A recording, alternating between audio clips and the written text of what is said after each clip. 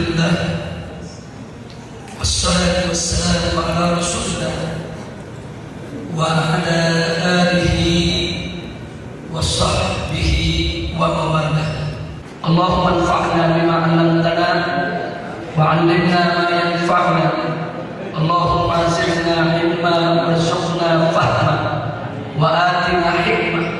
Allahumma barik lana fi majlisina hadha birahmatika ya arhamar rahimin. Walhamdulillahi rabbil alamin.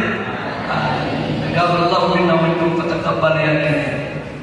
Akar masalah perpecahan umat Islam yaitu persoalan khilafah setelah Nabi kita Sayyidina Muhammad sallallahu alaihi wasallam. Jadi dari judul ini kita perlu ketahui bahwa umat Islam tidak pernah pecah belah semasa Nabi masih hidup.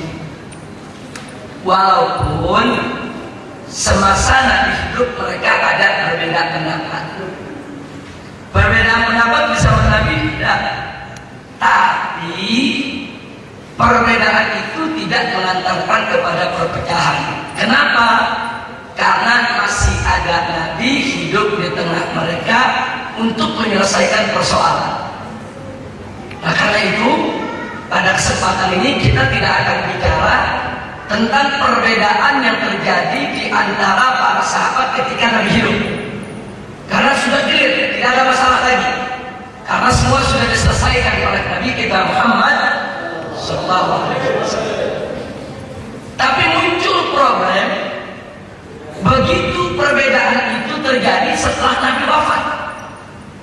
Nah, ini yang jadi problem. Karena Nabi tidak ada lagi di tengah-tengah mereka. Nabi meninggalkan kepada mereka Al-Quran dan As-Sunnah. Nah, sementara di dalam Al-Quran dan As-Sunnah di samping ada yang muhkamat, ada yang mutasyabihat, ada yang qat'iyah, ada yang dhaniyah. Yang qat'iyah mereka tidak berbeda pendapat. Yang usul mereka tidak berbeda pendapat, tapi muncul dalam persoalan-persoalan yang dhaniyah dengan berbagai macam penafsiran dan pentakwilan. Nah, tentunya akan sangat panjang sekali kalau kita mau bicara soal firqah. Ada satu kitab cukup bagus dengan judul Al-Farqu Bainal Firaq. Itu kitab yang menjelaskan perbedaan-perbedaan di antara firqah di tengah-tengah umat Islam. Detail. Nah, bukan itu yang ingin kita ceritakan di sini. Nah, ingin kita bahas adalah tentang awal terjadinya perbedaan yang di kemudian hari perbedaan tersebut ditafsirkan oleh berbagai macam golongan. Saudara, ada yang fair, ada yang tidak fair, ada yang lurus, ada yang tidak lurus, yang akhirnya menimbulkan perpecahan di tengah umat Islam. Jadi sekali lagi kita hanya fokus kepada persoalan yang paling inti dalam sesi ini adalah soal kekhilafahan setelah Nabi kita Sayyidina Muhammad sallallahu alaihi wasallam yang pada akhirnya akan berimbas ke masalah-masalah lain. Mari kita perhatikan bersama. Akar masalah perpecahan umat Islam itu terjadi pasca wafatnya Nabi kita Sayyidina Muhammad sallallahu alaihi wasallam, di mana setelah wafat Nabi ini ada hal yang umat Islam sepakat, ada hal yang umat Islam berbeda. Yang mereka sepakat adalah wajib ada khalifah, wajib ada pemimpin yang memimpin kaum muslimin untuk menjaga Islam dan umatnya. Itu semua sepakat sudah. Jadi setelah Nabi wafat harus ada yang memimpin umat. Umat tidak boleh dibiarkan tanpa pimpinan. Itu berbahaya. Itu semua sepakat. Tapi muncul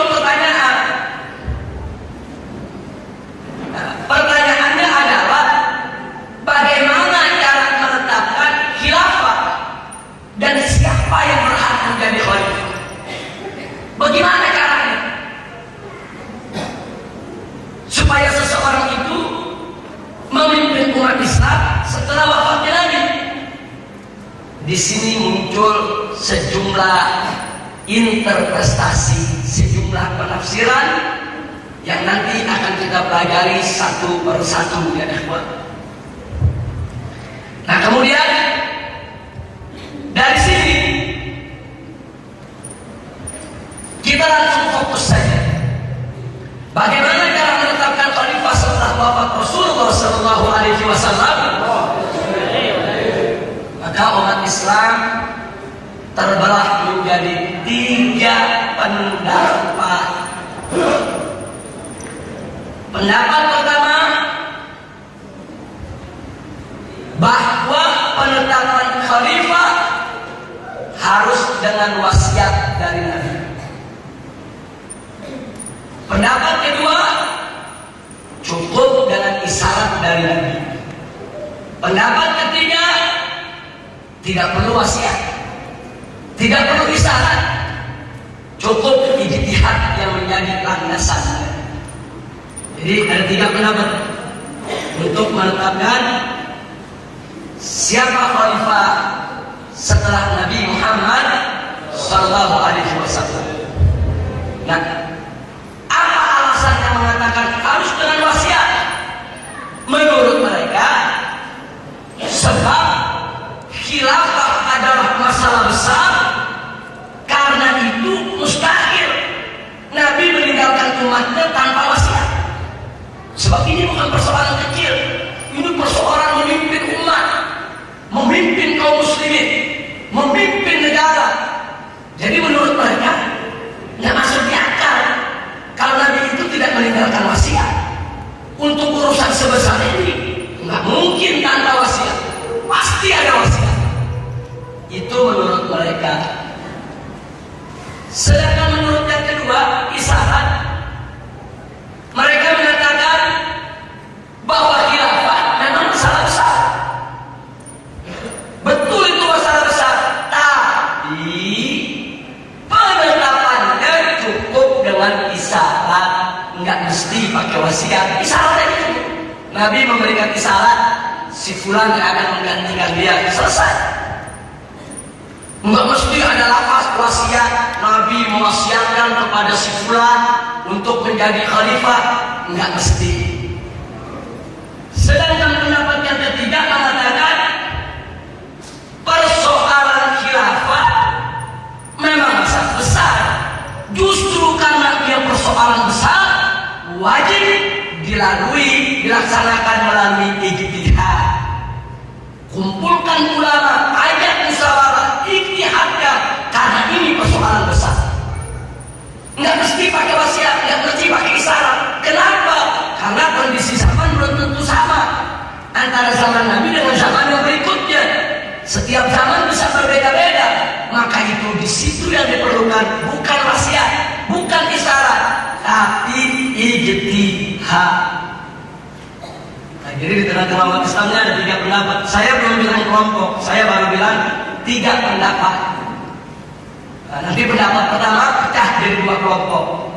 Pendapat kedua pecah lagi jadi 2 kelompok. Sudah.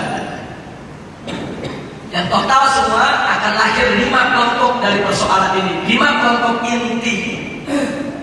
Walaupun masing-masing kelompok nanti pecah lagi sudah. Nah, saya mau bicara akarnya saja. Nah, sekarang kita mulai dari yang pertama. Penetapan khilafah harus dengan wasiat. Ini menurut pendapat yang pertama. Kalau memang penetapan khilafah harus dengan wasiat, pertanyaannya untuk siapa? Untuk siapa itu wasiat? Siapa yang diwasiatkan oleh Nabi untuk jadi khalifah? Nah, di sini saudara, kita akan mendapatkan pertama pendapat kelompok Nasibah. Siapa itu Nasibah? Kalau Anda ketemu kata-kata Nasibah atau Nawasib, sebagaimana dikatakan oleh Ibnu Taimiyah, kelompok Nasibah itu adalah kelompok alladzina yu'dzuna ahla baiti Rasulillah.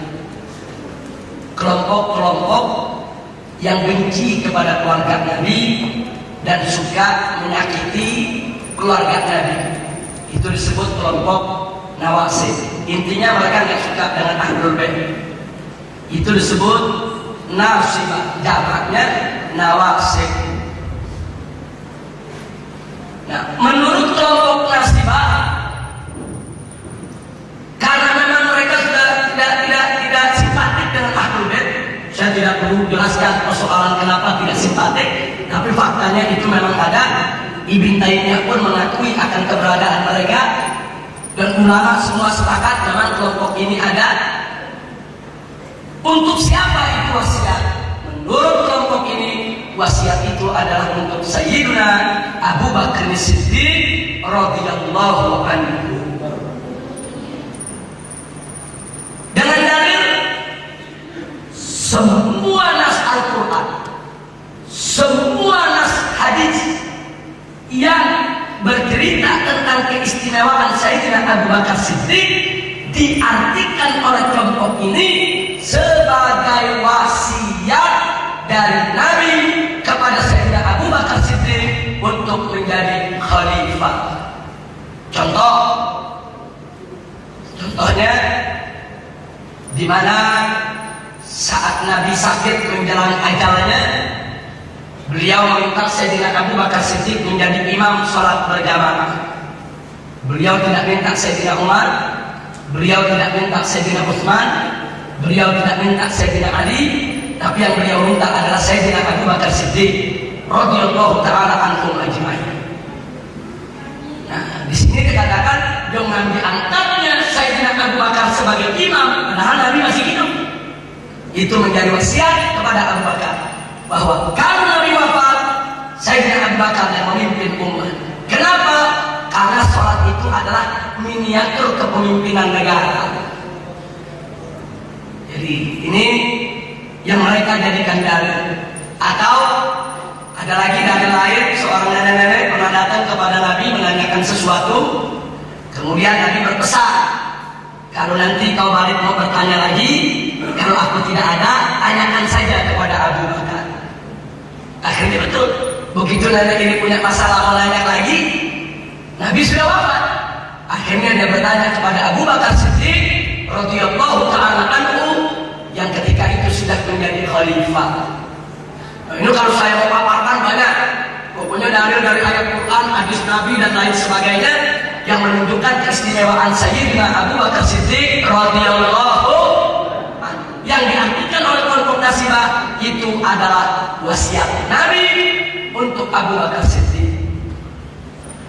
Sekarang kelompok kedua, mereka sepakat memang harus ada wasiat untuk khalifah setelah Nabi. Tapi untuk siapa? Menurut kelompok ini bukan untuk Sayyidina Abu Bakar, tapi untuk Sayyidina Ali. Siapa mereka? Mereka adalah kelompok Syiah. Yang saya maksud Syiah di sini adalah Syiah Imamiyah. Jadi menurut Syiah memang ada wasiat. Untuk siapa wasiat tadi? Untuk Sayyidina Ali bin Abi Thalib radhiyallahu taala anhu. Dalilnya sama seperti tadi. Semua ayat Quran, semua hadis Nabi yang bicara tentang keistimewaan Sayyidina Ali, semuanya ditafsirkan dan ditakwilkan sebagai wasiat Nabi untuk Ali bin Abi Thalib. Seperti apa? Seperti Nabi mengatakan, "Man kuntu maula fa Ali maula." Dan siapa yang aku menjadi pemimpinnya, maka Ali adalah pemimpinnya. Atau seperti pada saat Nabi ingin meninggalkan Madinah untuk suatu perang, Sayyidina Ali ditinggalkan di Madinah. Kemudian Sayyidina Ali sepertinya pengen ikut, nggak mau ditinggal di Madinah. Kemudian Nabi mengatakan, "Apa kau nggak suka ya Ali, bahwa kedudukanmu seperti mansilati Harun min Musa, seperti kedudukan Harun di sisi Musa." Jadi hadis-hadis semacam ini semua dijadikan dalil. Termasuk ayat Al-Quran, "Innama walikumullah alladziina amanu." Jadi innama walikumullah, sesungguhnya wali kamu sekalian adalah Allah, wa Rasul dan Rasulullah, dan mereka-mereka yang menegakkan sholat dan melaksanakan infak, wa hum raki'un, tatkala mereka sedang ruku.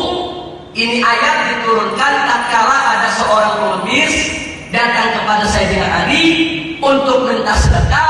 Sayyidina Ali sedang rukuk dalam sholat, kemudian beliau memberikan isyarat dengan jarinya supaya si pengemis mencabut cincinnya. Saudara, turun ayat ini sebagai pujian untuk Sayyidina Ali. Nah, ini dijadikan dalil karena awal ayatnya apa? Innama waliyukum, sesungguhnya waliyukum, wali kami sekalian adalah Allah dan Rasulnya. Nah, itu yang kedua. Nah, innama waliyukumullah wa rasuluhu walladzina amanu alladzina yuqimuna shalah wa yu'tuna zakat wa hum raki'un. Jadi kata-kata pertama di sini innama waliyukum, sesungguhnya wali kamu sekalian.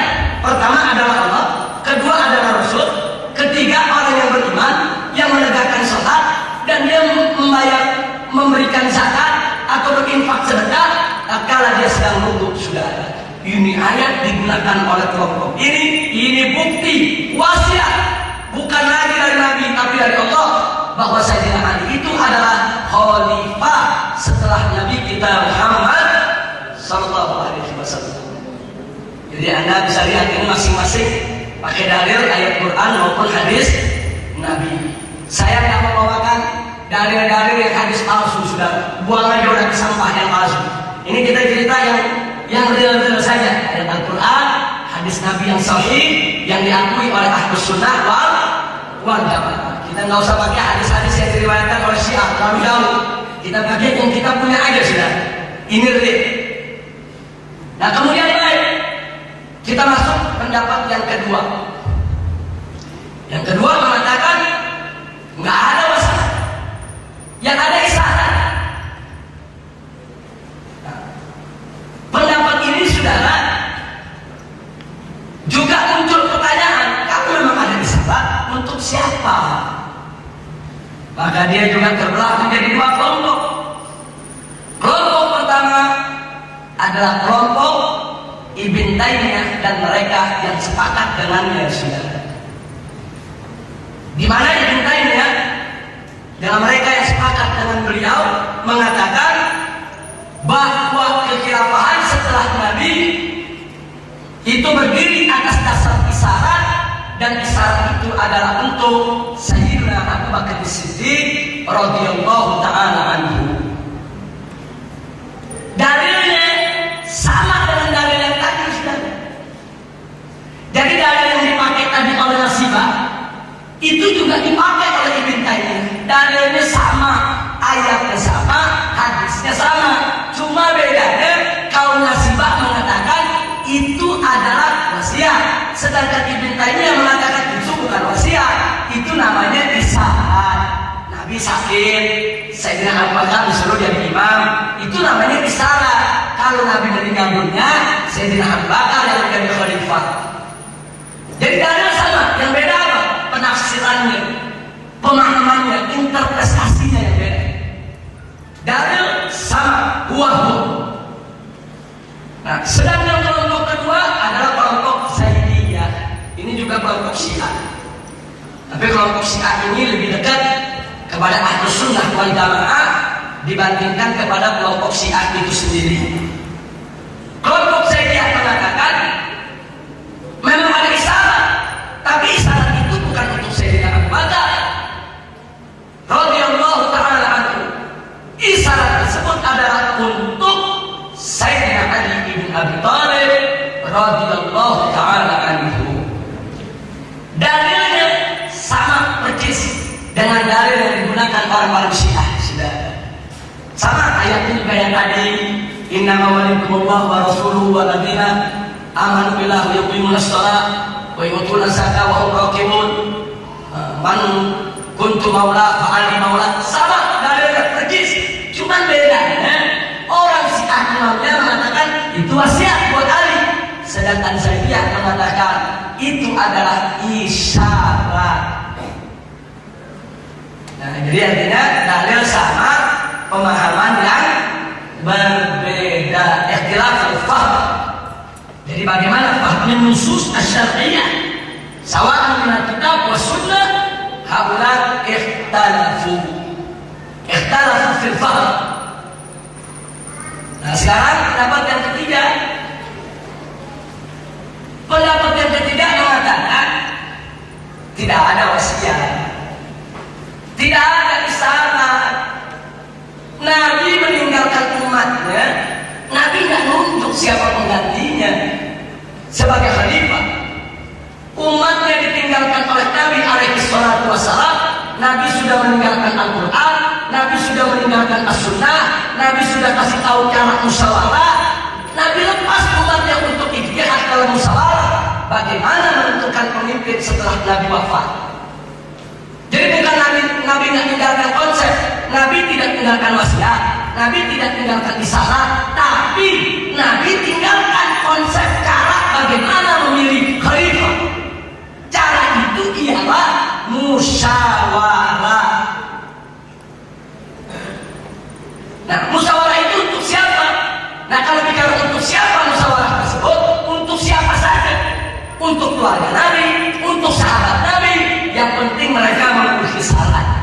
Mau untuk Sayyidina Abu Bakar, mau untuk Sayyidina Ali, mau untuk Sayyidina Umar, mau untuk Sayyidina Utsman, semua sahabat Nabi berhak untuk menjadi khalifah. Nah, jadi kalau jadi bagi kelompok ini nggak ada itu yang namanya wasiat atau isyarat. Nah, ini pendapat mereka. Nah, pendapat ini pendapat siapa? Inilah pendapat jumhur ahlus sunnah wal jamaah. Nah, sekarang dalilnya bagaimana? Ini menarik. Ahlus sunnah wal jamaah mengambil semua dalil al-jam'u bainal adillah. Dalil yang dipakai oleh kelompok yang mengatakan wasiat maupun yang mengatakan isyarat, baik untuk Sayyidina Abu Bakar maupun untuk Sayyidina Ali, semua diambil. Apa kata Ahlus Sunnah? Semua ayat, semua hadis yang berbicara tentang Sayyidina Abu Bakar dan Sayyidina Ali itu hanya menunjukkan fadail dan manaqibnya masing-masing. Itu menunjukkan keistimewaan. Sayyidina Abu Bakar punya keistimewaan yang tidak dimiliki sahabat lain. Sayyidina Ali punya keistimewaan yang tidak dimiliki sahabat lain. Tidak ada sangkut paut dengan kekhilafahan. Nah, ini jadi supaya kita tahu di mana bedanya antara Ahlus Sunnah dengan 4 kelompok tadi sudah. Kira-kira sampai di sini jelas sudah. Ini kita belum tuntas. Nah, saya ingin memastikan saja kalau Anda memahami apa yang saya sampaikan ini. Nah, baik. Sampai di sini saudara. Sebelum kita bicara tentang konsekuensi daripada masing-masing akidah, tolong kita catat terlebih dahulu, saudara, tentang fakta ijtihad dalam penetapan khulafa rasyidin, saudara. Kita bicara fakta sejarah dulu, terlepas daripada pendapat-pendapat saudara. Faktanya mari kita lihat. Ternyata sepanjang sejarah khulafa rasyidin, Sayyidina Abu Bakar wa Umar wa Utsman wa Ali radhiyallahu anhum, mau diterima nggak diterima, suka tidak suka, ini fakta sejarah. Semuanya naik melalui ijtihad. Semua jadi khalifah melalui syuro, sudah. Kita buktikan. Syuro ini macam-macam bentuknya. Yang pertama, saudara, kita mulai dari Sayyidina Abu Bakar Siddiq radhiyallahu taala anhu. Nanti kita jelaskan. Yang kedua berkenaan dengan Sayyidina Umar, yang ketiga berkenaan dengan Sayyidina Utsman, yang keempat berkenaan dengan Sayyidina Ali ibn Abi Thalib. Nah, untuk Sayyidina Abu Bakar mari kita lihat. Ternyata beliau terpilih menjadi khalifah melalui suatu proses yang disebut intikhab, pemilihan. Bagaimana pemilihan itu bisa terjadi? Suka atau tidak suka, saudara, pemilihan itu terjadi di Saqifah Bani Sa'idah. Ini fakta sejarah. Tatkala Nabi wafat, Muhajirin dan Ahlul Bait sedang sibuk mengurus jenazah Nabi. Tiba-tiba Ansor kumpul di Saqifah Bani Sa'idah, antara suku Aus dan suku Khazraj yang memang sudah ratusan tahun musuh bebuyutan. Selama ini mereka tidak pernah akur. Mereka baru bersaudara ketika mereka masuk Islam, saudara. Jadi begitu mereka masuk Islam, mereka bersaudara, dipimpin oleh Nabi, mereka itu, mereka yang disebut orang-orang Ansor. Tapi kali ini mereka bertanya-tanya, ini setelah Nabi wafat, siapa yang mimpin? Khazraj tidak mau dipimpin sama Aus. Aus tidak mau dipimpin sama Khazraj. Makanya mereka duduk musyawarah di Saqifah Bani Sa'idah untuk menentukan siapa yang memimpin. Tapi sayang, tak sayang, musyawarah mereka jadi perselisihan di antara mereka. Deadlock, bahkan hampir terjadi pertumpahan darah. Aus bilang harus dari kami pemimpinnya. Khazraj bilang mesti dari kami pemimpinnya. Muhajirin ketika itu nggak diajak musyawarah. Muhajirin lagi sibuk urus jenazah Nabi dengan Ahlul Bait. Begitu perselisihan memuncak, hampir terjadi pertumpahan darah, saudara. Ketika itulah ada orang memberitahu kepada Sayyidina Abu Bakar dan Sayyidina Umar radhiyallahu taala anhuma. Dikasih kabar itu di sana Aus dan Khazraj kumpul. Kalau ada yang lain bisa kumpul. Mendengar itu Sayyidina Abu Bakar langsung berangkat mengajak Sayyidina Umar dengan yaitu Abu Ubaidah bin Jarrah radhiyallahu taala anhu. Jadi saat di sini berarti bohong kalau ada yang mengatakan pertemuan itu direncanakan oleh Sayyidina Umar, pertemuan itu direncanakan oleh Sayyidina Abu Bakar untuk ambil kekuasaan. Itu fitnah, saudara. Saya kalau bicara cerita-cerita yang ada juntrungannya, kita bicara yang ada hadis sahihnya ya, saudara. Riwayat yang memang diakui oleh semua kelompok. Begitu berangkat Sayyidina Abu Bakar, Sayyidina Umar dan Sayyidina Abu Ubaidah bin Jarrah sampai di sana perselisihan itu malah saja betul, saudara. Sampai akhirnya Sayyidina Abu Bakar untuk menengahi juga tidak mudah. Bahkan begitu Sayyidina Abu Bakar datang, Khazraj dan Aus mengatakan dia sudah kita bawa saya dulu, kita pilih dulu pimpinannya bawa saya. Satu dari Aus, satu dari Khazraj. Mereka tidak benar. Nah disitulah Sayyidina Abu Bakar masuk memberikan nasihat. Sayyidina Abu Bakar memberikan nasihat. Nabi baru meninggal dunia, jenazahnya belum dimakamkan, kalian sudah ingin menumpahkan darah. Tapi nasihat tadi sungguh perlu sudah mulai meredam daripada hati perbedaan. Tapi mereka belum mengenal sebenarnya solusi. Ini kalau saya dengan anak-anak tinggal, mereka yang mulai pertumpahan darah. Tidak bisa ditunda, harus ada solusi, harus ada penyelesaian. Nah di situ saya akan bakal menasihati. Karena memang kalian ingin memilih pemimpin, menurut Sayyidina Abu Bakar bahwa orang Muhajirin mestinya dikedepankan daripada orang Ansor. Makin ada Sayyidina Abu Bakar mengeluarkan ayat Quran, mengeluarkan hadis Nabi tentang bagaimana hubungan Muhajirin dan Ansor. Itu cukup meredakan, saudara. Nah, Abu Bakar mau yang ini nggak boleh dibuat, ini jangan lepas. Sudah ada ketinggalan, mereka bisa sekolah. Lalu Abu Bakar sendiri mengatakan sudah begini saja. Kalau memang kalian betul harus sekarang juga kalau sudah pemimpin, beliau angkat tangan Sayyidina Umar dan beliau angkat tangan Abu Ubaidah bin Jarrah. Kalau betul sekarang juga ada harus pilih pemimpin, silakan kalian pilih satu di antara dua ini. Pilih Umar atau pilih Abu Ubaidah, silakan. Ini yang terjadi. Nah, jadi ceritanya yang mengatakan Sayyidina Abu Bakar merebut kekuasaan, Sayyidina Abu Bakar harus kekuasaan. Nah, suka atau tidak suka, saat itu Sayyidina Abu Bakar Siddiq radhiyallahu taala anhu ingin memadamkan fitnah. Ini kita bayangkan kalau kita ada dalam kondisi sangat berat, orang membunuh saudara.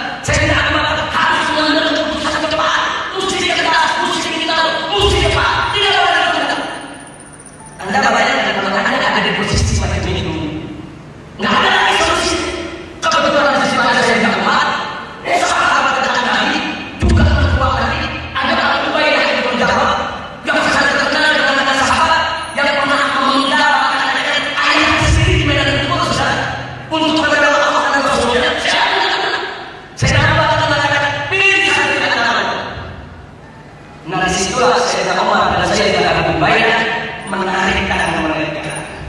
Sayyidina Umar tarik tangannya, ini takutlah ya Abu Bakar, takut pada Allah ya Abu Bakar. Siapa di antara kita saat ini yang lebih baik dari kau? Bukan aku yang berhak jadi khalifah, kau yang berhak jadi khalifah. Saat itu juga Sayyidina Umar langsung menyatakan Sayyidina Abu Bakar, kau yang mesti jadi khalifah, bukan aku. Kau tahu saudara, Abu Ubaidah ikut langsung menyatakan Sayyidina Abu Bakar. Allah tidak tahu rame-rame berdua sama Abu Bakar sendiri. Oh, terima kasih terima. Masalah ada. Walaupun ada satu dua di situ dari tokoh-tokoh perempuan yang tetap tidak terima, tapi itu diabaikan saudara. Nah, jadi kalau kita bercerita jangan pakai emosional, jangan pakai kedengkian, jangan pakai sudon. Nggak ada masalah saudara. Nggak ada masalah. Di situ nggak ada perempuan, nggak ada Sayyidina Abu Bakar harus jabatan, Sayyidina Umar harus jabatan, Muhammad Ahli Bait tidak ada. Baik, ini kita lanjutkan ya. Sampai di sini dulu. Kalau ada sesi setelah ini saudara. Nah, artinya apa? Abu Bakar Siddiq terpilih menjadi khalifah lewat syuro antara Ansor, Aus dan Khazraj dan Muhajirin yang diwakili oleh Abu Bakar Siddiq, Umar bin Khattab dan Abu Ubaidah bin Jarrah. Kondisinya darurat, tidak ada yang lain, saat itu harus diselesaikan. Ini namanya itu. Suka atau tidak suka, itu termasuk ijtihad. Bukan wasiat. Kalau ada wasiat nggak ikut. Kalau ada wasiat, Aus dan Khazraj nggak perlu perang saudara. Kalau Nabi udah tunjuk, kalau saya wafat, si A yang khalifah, nggak perlu ada yang ikut. Apalagi orang Ansor. Orang Ansor itu paling muhibbin dengan Ahlul Bait saudara. Itu terkenal. Orang Ansor itu paling muhibbin sama Ahlul Bait. Ada wasiat betul-betul dari Nabi untuk Ahlul Bait. Karena nantinya Nabi SAW itu berlalu untuk melanggar saudara.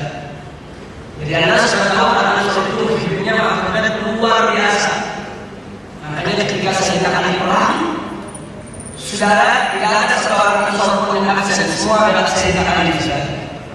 Jadi orang Ansor itu sangat dekat, mereka itu semua termasuk pendukung daripada keluarga Nabi Muhammad Sallallahu Alaihi Wasallam. Dan sekarang baik, itu yang Sayyidina Abu Bakar. Bagaimana yang Sayyidina Abu Bakar? Sayyidina Abu Bakar melihat bagaimana setelah Nabi wafat, umat Islam tampil untuk tumpah darah. Sayyidina Abu Bakar khawatir kalau nanti beliau berhalangan menjadi pemimpin, kalau besok beliau tidak jadi khalifah, atau kalau besok beliau meninggal dunia. Karena umur Sayyidina Abu Bakar sama Nabi umurnya bersama saudara. Sebab kalau itu sampai Sayyidina Abu Bakar meninggal dunia, lalu kemudian nanti umat Islam kumpul, Sayyidina Abu Bakar khawatir akan terjadi pertumpahan darah. Karena itu Sayyidina Abu Bakar melihat itu tidak boleh terulang. Lalu apa yang dilakukan oleh Abu Bakar Siddiq? Setiap ada gubernur yang datang, wafidin, delegasi-delegasi yang datang dari berbagai daerah ke Sayyidina Abu Bakar, Sayyidina Abu Bakar selalu bertanya, bagaimana menurut kalian? Anda kata aku tidak lagi memimpin, siapa yang paling layak menggantikan itu? Ada yang menjawab Utsman bin Affan, ada yang menjawab Ali bin Abi Thalib, ada yang menjawab Abdullah bin Umar, ada yang menjawab Sayyidina Umar dan lain sebagainya. Dan sahabat-sahabat ada bertanya seperti kira-kira, kalau aku ini berhalangan nanti, kalau nggak bisa jadi khalifah atau apa, siapa paling pantas untuk menggantikan? Kebanyakan sahabat menunjuk nama Sayyidina Umar bin Khattab. Jadi supaya kita tahu kronologisnya, Sayyidina Abu Bakar itu seorang menunjuk Sayyidina Umar saudara. Jadi ini kalau zaman sekarang disebut jajakan pendapat. Kalau zaman sekarang disebut jajakan pendapat, itu jajakan pendapat. Jadi disuruh bukan musyawarah. Cuma musyawarah adalah jajakan pendapat. Setelah Sayyidina Umar lihat Sayyidina Abu Bakar yakin bahwa Sayyidina Umar ini tidak akan ditolak oleh umat sebagai pemimpin, maka beliau angkat dengan cara istiqlal. Sayyidina Umar dijadikan putra mahkota. Maksudnya putra mahkota, kalau Abu Bakar wafat, maka nggak usah ribut-ribut lagi, nggak usah pergi musawarah lagi. Sudah Sayyidina Umar langsung menggantikan. Ini tidak bisa saya Islam. Nggak ada sahabat yang menolak sudah. Karena semua tidak. Begitu Sayyidina Abu Bakar wafat, Sayyidina Umar pun menjadi khalifah. Nggak ada yang begitu. Nggak ada yang secara tak benar pada Sayyidina Umar. Oh, Sayyidina Umar tidak sah menjadi khalifah. Nggak. Ini benar. Ini juga namanya syuro. Cuma badannya beda. Ada tadi badannya pemilihan langsung. Ini badannya ada pendapat. Sekarang kita lihat Sayyidina Utsman. Begitu Sayyidina Umar memimpin, Sayyidina Umar pernah mengatakan, kata Sayyidina Umar, peristiwa Saifah dan Sa'idah adalah fantah. Itu ucapan Sayyidina Umar. Nah, ini orang-orang yang tersekat kepada Sayyidina Umar, ini dijadikan dalil. Sayyidina Umar mengaku bahwa peristiwa Saifah dan Sa'idah itu rekayasa dia. Fantah itu bukan rekayasa. Fantah itu kejadian sekonyong-konyong, mendadak, tidak sengaja. Jadi Sayyidina Umar mengatakan peristiwa Saifah dan Sa'idah itu fantah. Itu satu peristiwa yang terjadi mendadak dan sangat berbahaya. Aku tidak mau itu terulang lagi. Sayyidina Umar tidak mau itu terulang lagi. Berarti Sayyidina Umar sepakat dengan Sayyidina Abu Bakar. Peristiwa Saifah dan Sa'idah tidak boleh terulang. Sebab akan berlepas kepada masyarakat untuk pilih, bisa pembunuhan. Makanya Sayyidina Umar tidak mau lepas kepada masyarakat untuk pilih. Sayyidina Umar tidak mau lepas kepada masyarakat untuk pilih. Dan apa yang dilakukan Sayyidina Umar? Beliau bentuk majelis syuro. Anggotanya 6 orang, tapi tokoh sentral semua. 1. Utsman bin Affan. 2. Ali bin Abi Thalib. 3. Abdurrahman bin Auf. 4. Sa'ad bin Abi Waqqas. 5. Zubair. Yang Zubair. Kemudian yang ke-6 Talha. Zubair bin Awwam dan Talha bin Ubaidillah. 6 orang ini dikasih amanat oleh Sayyidina Umar. Kalau aku tidak ada, kalau aku wafat, apalagi Sayyidina Umar waktu itu diserang, sudah untuk dibunuh, ketika itu dikumpulkan oleh Sayyidina Umar semuanya. Kalau aku wafat, karena serangan ini, kalian benar kumpul, duduk, musyawarah, jangan lupa sebelum ditunjuk siapa khalifah. Nah, jadi Sayyidina Umar tidak mau urangnya ramai-ramai musyawarah sebelum bunuh aja. Jadi ada dipilih 6 orang, tapi 6 orang itu sebarang orang. 6 orang itu tokoh sentral kan. Nah, ini yang dibentuk oleh Sayyidina Umar. Itu Sayyidina Umar apa? 6 orang ini musyawarah. Umat Islam apa? Enggak ada protes, semua nunggu hasil bersama saudara. 3 hari, 3 malam musyawarah kita saudara. Semua umat Islam tidak ada protes. Abdurrahman bin Auf, saudara Sa'ad bin Abi Waqqas, Talha, Zubair, akhirnya mundur dari pencalonan saudara. Karena saya, kami nggak mau ada lagi.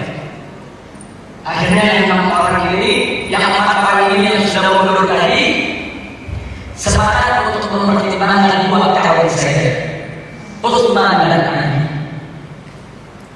Anda pada saat mau dibayar, sebetulnya bukan Sayyidina Utsman dulu yang ditanya, Sayyidina Ali. Pertanyaannya simpel, ya Ali, apakah kau siap untuk menjalankan Al-Quran? Sayyidina Ali jawab siap. Atau apakah kau siap untuk menjalankan As-Sunnah? Sayyidina Ali jawab siap. Apakah kau siap untuk menjalankan kebijakan Abu Bakar dan Umar? Sayyidina Ali menjawab, mereka berdua punya pendapat, aku juga punya tidak. Sayyidina Ali diminggirkan dulu. Kalau Sayyidina Ali ketika itu jawab siap, Sayyidina Ali tidak akan terjadi. Kemudian dia tanya Sayyidina Utsman, ya Utsman, kau siap menjalankan Al-Quran? Siap. Kau siap menjalankan Sunnah? Siap. Kau siap menjalankan kebijakan kebangsaan umat? Siap. Sayyidina Utsman yang akan menjadi khalifah. Ini musyawarah. Enggak ada yang menggunakan sejarah. Karena Sayyidina Utsman akan menjadi yaitu khalifah dengan jalan ikhtiar, dipilih oleh disuruh sudah. Jadi kalau itu khalifah kan pemilihannya umum. Kalau ikhtiar itu pemilihannya khusus lewat majelis terbatas saudara. Nah inilah Sayyidina Utsman naik sebagai khalifah. Ini fakta sejarah. Ini fakta sejarah. Mau suka, nggak suka, mau terima, nggak terima, ini fakta sejarah. Bahwa Abu Bakar Umar Utsman Ali jadi khalifah. Fakta. Nggak ada satupun yang menentang itu sudah. Real mereka berkuasa. Real mereka yang menjalankan roda pemerintahan. Jadi bukan mereka menjadi khalifah dalam mimpi, bukan saja. Artinya betul-betul mereka memimpin negara. Nah begitu terjadi fitnah pembunuhan Sayyidina Utsman, ketika itu banyak sahabat-sahabat besar sedang menunaikan ibadah haji.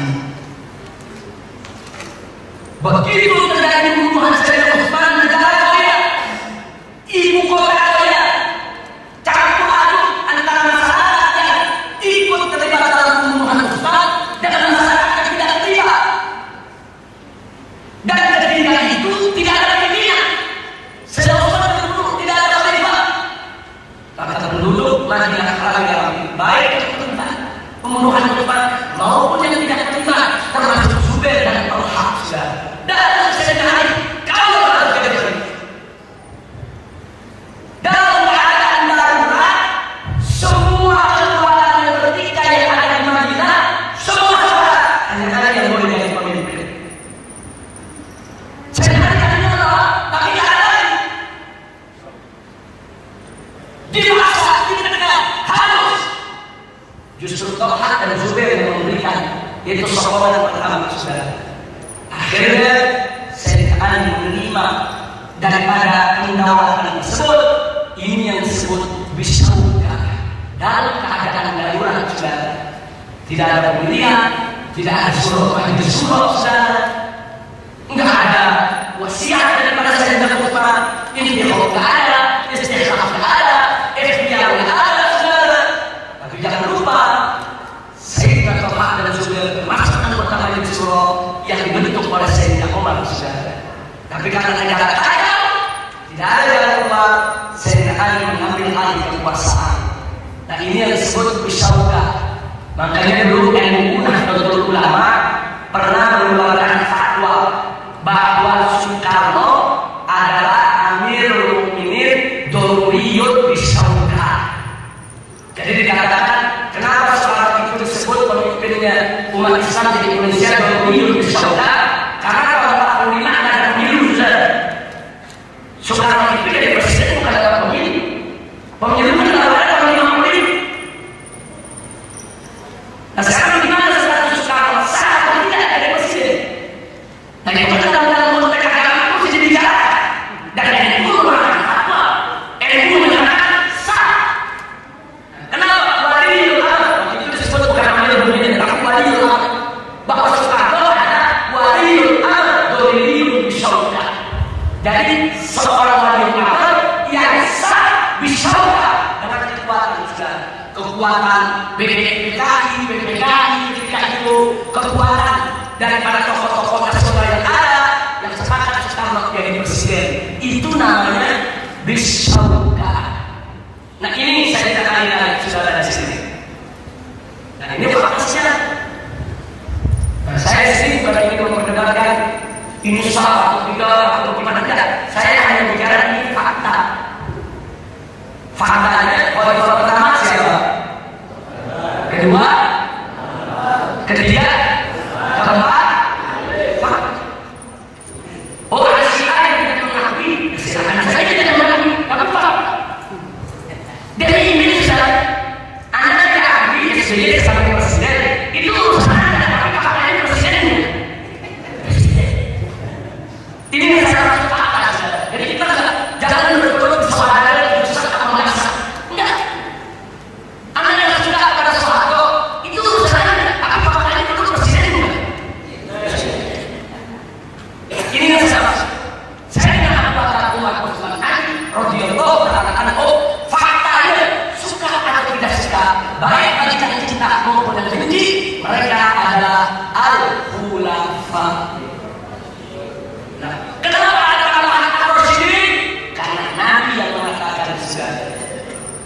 di mana beliau mengatakan alaikum bisunnati wa sunnatul khulafa'ir rasyidin al-mahdiyyin.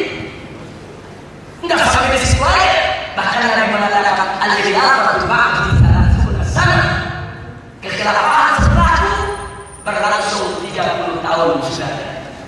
Mulai dari Sayyidina Abu Bakar naik sampai Sayyidina Hasan dan Muawiyah persis 30 tahun sempurna. Jadi kalau khilafah ba'da Rasul itu yang dimaksud al-khilafatul rasyidah. Makanya mereka disebut ulama rasyidin. Jadi jumhur Ahlus Sunnah mengatakan ulama rasyidin itu ada 5.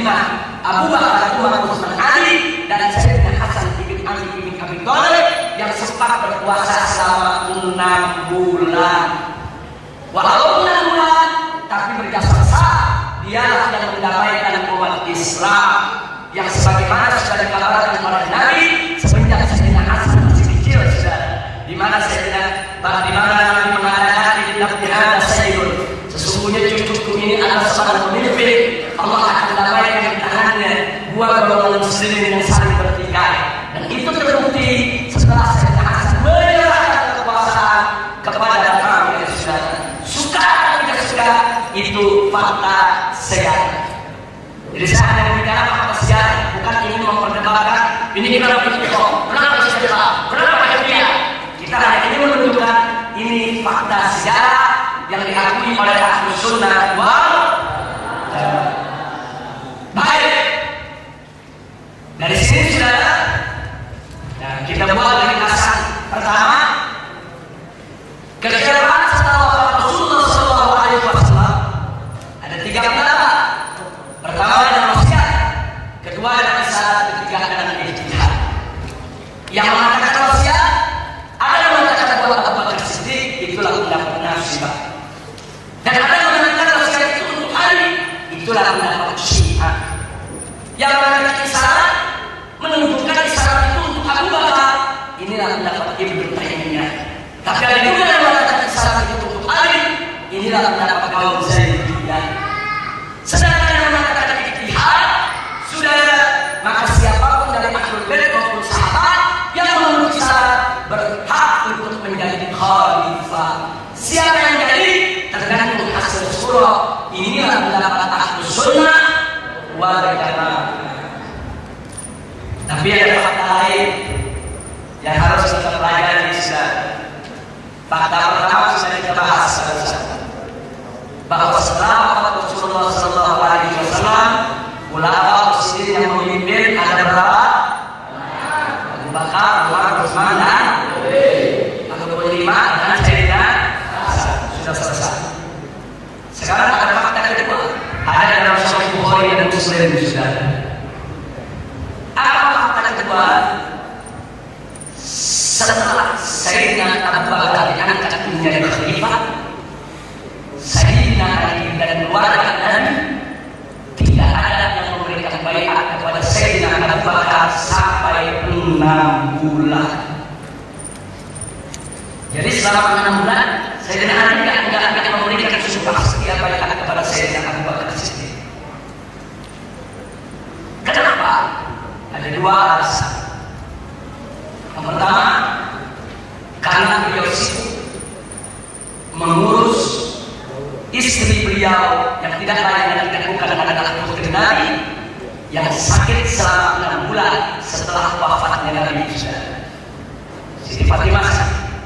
Setiap kali menjaga pada Sayyidina sampai Siti Fatimah wafat kembali kepada Fatimah. Setelah Siti Fatimah wafat, baru Sayyidina Ali membaiat Sayyidina Ali. Itu alasan pertama. Alasan kedua yang menarik, Sayyidina Abu Bakar diundang oleh Sayyidina Ali sebelum pembaiatan Sayyidina Ali untuk Sayyidina Abu Bakar. Sayyidina Ali mengatakan kepada Sayyidina Abu Bakar, kami Ahlul Bait akan memberikan baiat untukmu. Kumpulkan umat Islam di masjid dan aku akan bicara di hadapan mereka. Sebab kalau Sayyidina Ali tidak akan sebagai anak keluarga dan Nabi tidak ada yang akan sebagai anak. Karena Sayyidina Ali saat itu adalah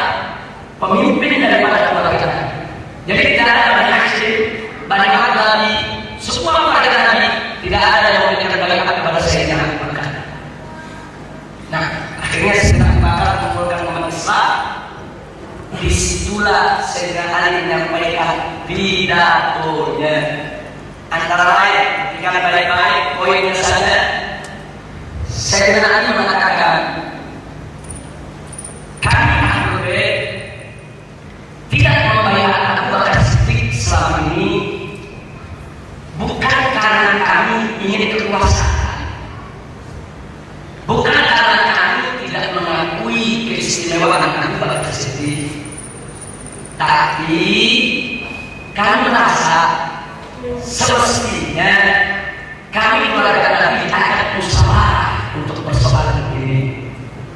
Garis bawah itu saja. Jadi saya mengatakan kami tidak pernah ada musyawarah. Nah, ini merupakan protes dari keluarga Nabi. Masa urusan kepemimpinan begini keluarga Nabi tidak ada musyawarah. Mestinya ada berbicara. Kan keluarga Nabi sangat sibuk urus jenazah Nabi. Ini teguran buat semua pihak.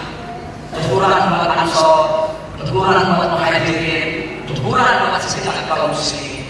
Bukan, kami bukan ingin kekuasaan, kami bukan menjadi khalifah, kami bukan mengingkari fardhiyat Abu Bakar Siddiq, tapi kami Ahlul Bait diajak bicara. Jadi ini artinya bahwa saya ini melihat bahwa Ahlul Bait itu punya hak diajak musyawarah. Jadi beliau melihat putusan musyawarah ini tidak sempurna karena Ahlul Bait tidak dilibatkan. Ini yang mesti dicatat. Bahkan Siti Fatimah Susanto pada saat setelah Nabi wafat dikuburkan, Siti Fatimah Susanto tegur keras kaum Ansor yang tegur. Beraninya kalian buat musyawarah tanpa mengundang Ahlul Bait? Satu orang Ansor minta maaf. Ya Rasulullah, wahai putri Rasulullah, demi Allah kami tidak ada maksud untuk menyakiti atau untuk menyingkirkan daripada Ahlul Bait. Karena Ansor ini tidak cinta Ahlul Bait. Jadi ini semua terjadi dalam rencana. Ada konflik segala yang Sayyidina Abu Bakar harus segera selesaikan. Orang Ansor menyesal, tapi sumpah sudah diberikan. Nah, ini namanya ijtihad. Saya tidak katakan di sini, oh Sayyidina Abu Bakar yang benar, Sayyidina Ali yang salah, atau Sayyidina Ali yang benar, Sayyidina Abu Bakar yang salah. Bukan. Ini bukan soal salah benar. Ini soal ijtihad. Bahkan kalau saya pribadi melihat ijtihad Abu Bakar sudah benar untuk meredam daripada konflik sudah. Ijtihad Sayyidina Umar sudah benar. Untuk apa? Untuk jangan membiarkan orang-orang Ansor, Aus dan Khazraj saling berselisih menumpahkan darah. Enggak salah. Ijtihad Sayyidina Ali pun sudah benar karena memang semestinya keluarga Nabi ikut diajak musyawarah. Tapi yang persoalan musyawarah ini kan ada konflik di sana tanpa direncanakan. Jadi nggak ada yang bisa disalahkan sudah. Nah ini bagi orang yang benci sama Ahlul Bait, saudara, saya baca beberapa kitab yang benci sama Ahlul Bait. Apa juga? Sayyidina Ali tidak tahu diri. Udah Abu Bakar dipilih secara sah. Dia nggak mau berikan berikan baiatnya. Ini Sayyidina Ali ini haus kekuasaan. Sayyidina Ali ini tidak tahu diri, tidak suka persatuan. Saya baca kitab macam itu sudah. Dan sebaliknya yang benci sama Sayyidina Abu Bakar, sebaliknya, oh ini Sayyidina Abu Bakar sudah merampas hak Ahlul Bait. Ini Sayyidina Umar tidak tahu diri, menyingkirkan Ahlul Bait dari musyawarah. Bahkan lebih keji lagi apa mereka bilang? Ini rencana busuk Sayyidina Abu Bakar dan Sayyidina Umar, karena kalau bersaing dengan Ahlul Bait tidak bakal menang. Jadi seperti itu sudah. Ini dua-dua buku saya baca. Buku yang menghantam Sayyidina Umar, buku yang menghantam Sayyidina Ali ada, tapi itu bukan buku Ahlus Sunnah. Wow, nggak ada Ahlus Sunnah wal Jamaah yang mendapat macam itu sudah. Tidak. Sayyidina Abu Bakar mujtahid. Sudah. Kalau salahkan ijtihadnya dapat satu pahala. Kalau benar, Sayyidina Ali mujtahid. Kalau benar dapat dua, kalau salah satu. Nggak ada dosa sudah. Nah ini yang mesti kita pahami. Makanya Ahlus Sunnah mengatakan ini urusan ijtihad. Sayyidina Abu Bakar, Sayyidina Umar berhak untuk ijtihad. Ahlul Bait juga berhak untuk ijtihad. Nah makanya pada pidatonya Sayyidina Ali mengatakan, sahabat.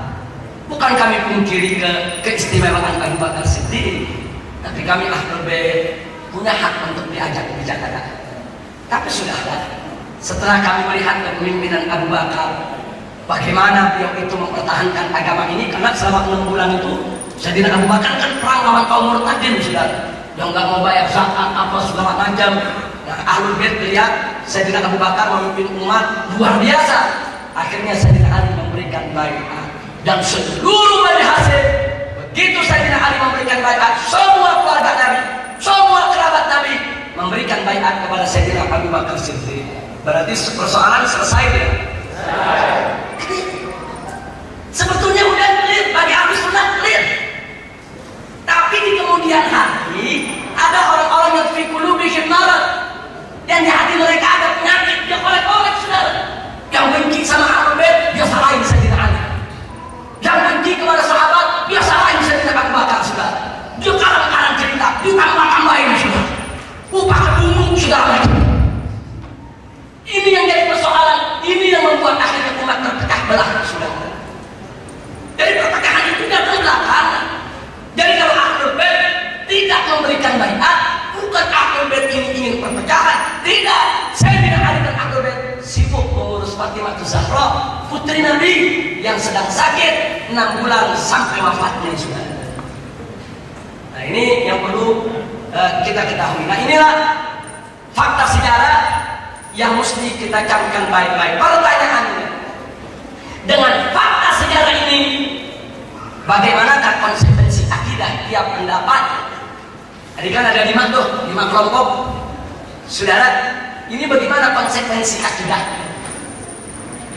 Kita mulai, saudara, dari konsekuensi akidah yang mengatakan wasiat. Nasibah dan Syiah mengatakan ada wasiat. Nasibah mengatakan wasiat untuk Abu Bakar, Syiah mengatakan wasiat untuk Ali. Sudah. Andai kata, perhatikan baik-baik, saya pakai andai kata. Andai kata betul wasiat Nabi ada buat Sayyidina Abu Bakar Siddiq. Andai kata betul, berarti Sayyidina Ali, Ahlul Bait, seluruh keluarga Nabi, Bani Hashim dan Bani Nabi telah melanggar wasiat selama 6 bulan. Kalau wasiat ada. Sebaliknya, andai kata wasiat itu betul ada buat Sayyidina Ali, andai kata betul setelah Nabi wafat, Nabi wasiat Ali yang harus jadi khalifah, andai kata betul, maka berarti konsekuensinya Sayyidina Abu Bakar, Umar, Utsman dan semua sahabat yang membaiat Abu Bakar, Umar dan Utsman semuanya telah langgar wasiat Nabi seumur hidupnya sudah. Nah, sekarang pertanyaannya, apa hukum melanggar wasiat Nabi? Saudara, langgar wasiat Nabi nggak main-main, saudara.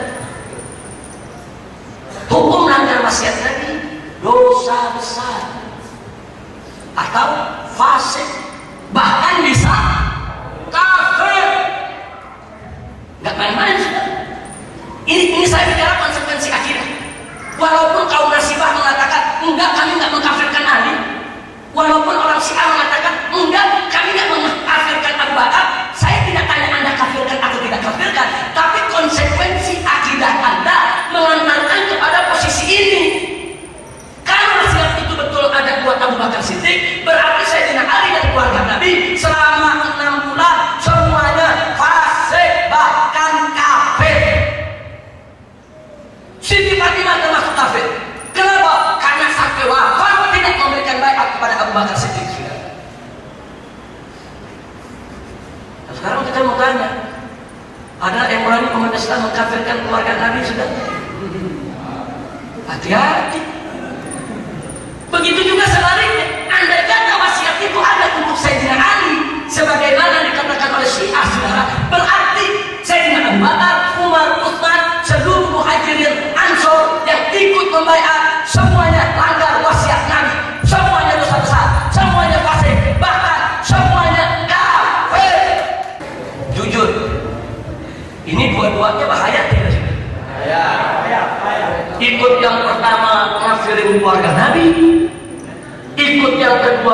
mengkafirin sahabat Nabi, ini konsekuensi akidahnya berbahaya, saudara. Karena itu, apa sikap ahlus sunnah? Ahlus sunnah wal jamaah menolak kedua pendapat di atas, saudara. Kenapa? Karena kedua pendapat di atas bisa memfasikkan, bahkan mengkafirkan ahlul bait dan para sahabat Nabi. Makanya pendapat dua-duanya ditolak. Ahlus sunnah nggak bisa. Nolaknya nggak dengan keras, saudara. Dalam soal ini ahlus sunnah menolak dengan keras. Walaupun orang Syiah bersumpah, demi Allah kami tidak mengkafirkan Sayyidina Abu Bakar. Walaupun orang Nasibah bersumpah, demi Allah kami tidak mengkafirkan Sayyidina Ali dan Ahlul Bait. Ini bukan soal Anda mengkafirkan atau tidak, tapi ini adalah konsekuensi akidah. Kan Anda bilang kan ada wasiat buat Abu Bakar. Kalau ada wasiat, berarti Sayyidina Ali ada wasiat tuh. Kan Anda mengatakan ada wasiat buat Sayyidina Ali pada orang-orang Syiah. Nah, kalau ada wasiat buat Sayyidina Ali, berarti Abu Bakar Umar Utsman melanggar wasiat tuh. Itu namanya konsekuensi akidah, saudara. Kira-kira jelas tidak? Kita masuk yang berikutnya. Apa konsekuensi akidah? Karena ada isyarat, bukan wasiat. Ibn Taimiyah mengatakan isyarat buat Sayyidina Abu Bakar. Zaidiyah mengatakan isyarat buat Sayyidina Ali. Apa konsekuensinya? Andai kata isyarat itu ada, saudara, dalam pandangan ahlus sunnah, andai kata isyarat itu ada, berarti Sayyidina Ali dan Ahlul Bait selama 6 bulan tidak paham wasiat Nabi. Tidak paham wasiat. Kalau nggak paham wasiat bagaimana? Bodoh. Berarti Sayyidina Ali sama Ahlul Bait bodoh. Masa ada wasiat jelas buat Sayyidina Abu Bakar nggak paham? Berarti Siti Fatimah bodoh. Sayyidatun Nisa'il Alamin mau dianggap bodoh, sudah? Nggak bisa. Nah sekarang bagaimana? Kalau isyarat, bukan wasiat, isyarat. Kalau isyarat itu untuk Sayyidina Ali, sudah. Kalau memang ada isyarat untuk Sayyidina Ali, berarti Abu Bakar, Umar, Utsman, Muhajirin dan Ansor yang ikut membaiat mereka bertiga tidak ngerti isyarat. Berarti kalau nggak ngerti isyarat apa? Bodoh semuanya. Betul, ini tidak mengkafirkan, tidak, cuma membodohin. Walaupun Ibn Taimiyah dan kelompoknya mengatakan kami tidak mengatakan Sayyidina Ali bodoh. Betul, Anda tidak mengatakan Sayyidina Ali bodoh, tapi Anda memposisikan Sayyidina Ali dan Ahlul Bait sebagai orang bodoh. Bagaimana bisa bodoh? Nabi mengatakan ana madinatul ilmi wa aliyun babah. Aku kota ilmu pengetahuan, Ali adalah pintu gerbangnya. Sayyidina Ali siapa nggak kenal kecerdasannya, saudara? Kalau ada isyarat, nggak mungkin Sayyidina Ali tidak tahu, tidak paham itu isyarat, saudara. Nah ini persoalan serius. Makanya di sini, saudara, andai kata betul ada isyarat, saudara, maka hukum tidak paham wasiat Nabi adalah tidak berilmu, alias tidak pandai, alias bodoh, alias goblok. Nah ini juga ditolak oleh ahlus sunnah, saudara. Ahlus sunnah bilang nggak bisa. Walaupun penolakan ahlus sunnah tidak sekeras tadi, saudara. Kalau tadi keras penolakannya karena mengantarkan kepada pengkafiran. Kan ini nggak terlalu keras. Ahlus sunnah masih bisa toleransi, tapi tetap diprotes. Karena menurut ahlus sunnah, kalau isyarat ada, baik itu buat Ibn Taimiyah, baik itu buat Sayyidina Abu Bakar sebagaimana Ibn Taimiyah berpendapat, maupun untuk Sayyidina Ali sebagaimana pendapat Zaidiyah, maka berarti Sayyidina Ali maupun sahabat semua bodoh, sudah. Jadi kalau yang benar Ibn Taimiyah ada isyarat buat Abu Bakar, berarti Sayyidina Ali dan Ahlul Bait bodoh. Kalau yang benar Zaidiyah, Sayyidina Ali dapat isyarat, berarti saudara Sayyidina Abu Bakar, Umar, Utsman semuanya bodoh. Dan ini ditolak oleh ahlus sunnah wal jamaah. Kira-kira sampai di sini jelas tidak? Baik, sekarang yang ketiga, konsekuensi akidah yang terakhir. Konsekuensi akidah yang terakhir, jika